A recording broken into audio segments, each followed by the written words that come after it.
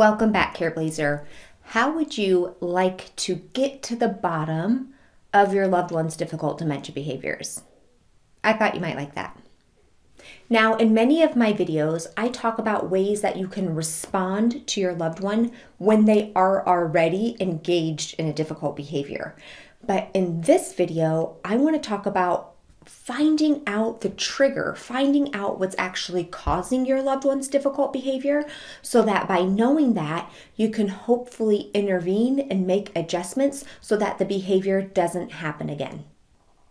I want to talk a little bit about this idea of becoming your own detective. Now, I talked about this in my mini booster series. If you're a member of that mini booster series, you know a bit about the detective.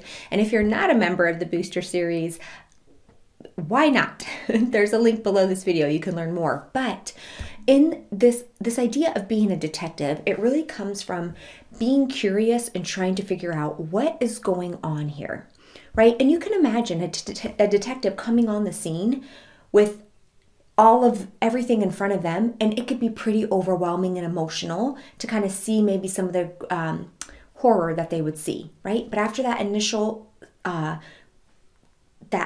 horror settles in, that detective gets to work and they have to figure out what happened here. And that's what I want to help all of you find out with your loved one. So what I did is I put together a special worksheet. It's free for you to download below this video, or you can just take out your own notebook or piece of paper. But this is going to be the first video of a two-part series.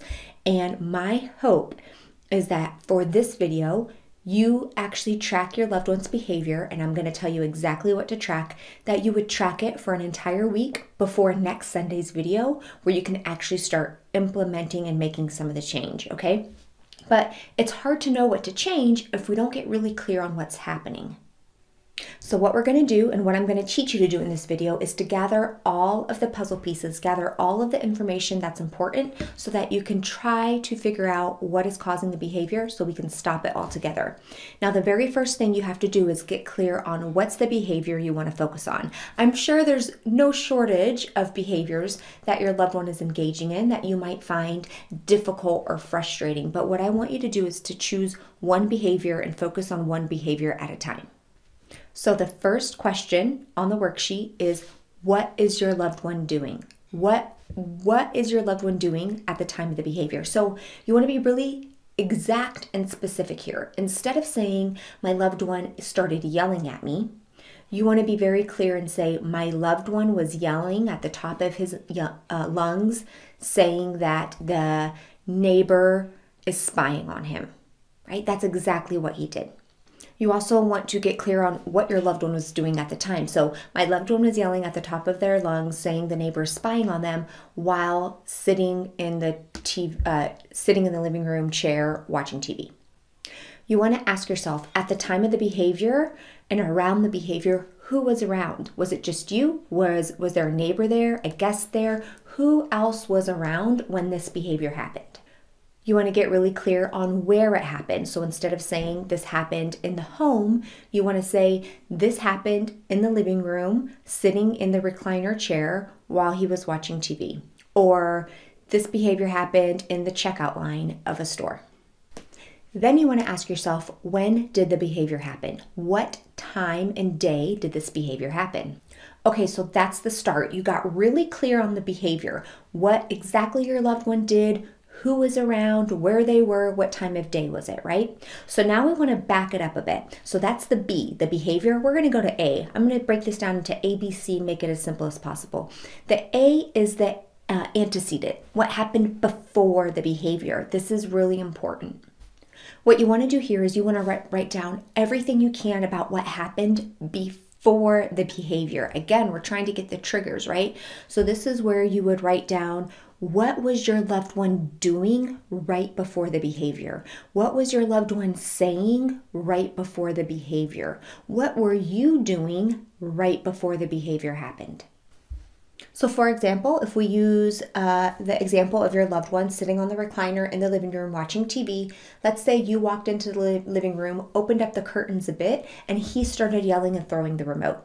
So we've already gathered all the information about the remote throwing and the yelling and what he said, but now we're gathering the information of I walked into the living room, I opened up a curtain, all of it, there was nobody else around. This is what happened prior to the behavior.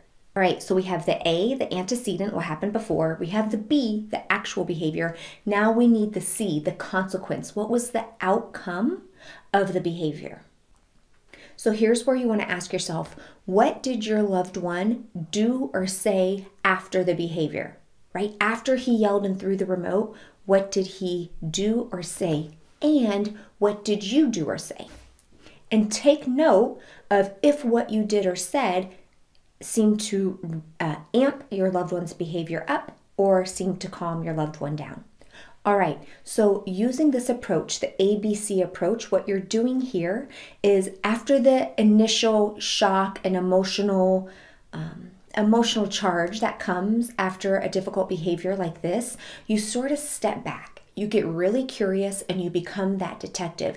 You start to figure out, okay, what happened here? And before you can answer that question, which will be answered, we'll talk about that in next week's video, you have to gather this evidence and you want to gather as much of it as you can. So if your loved one does it again, you do it all over again. You take out another worksheet and you do this all over again. We're going to start looking for patterns here.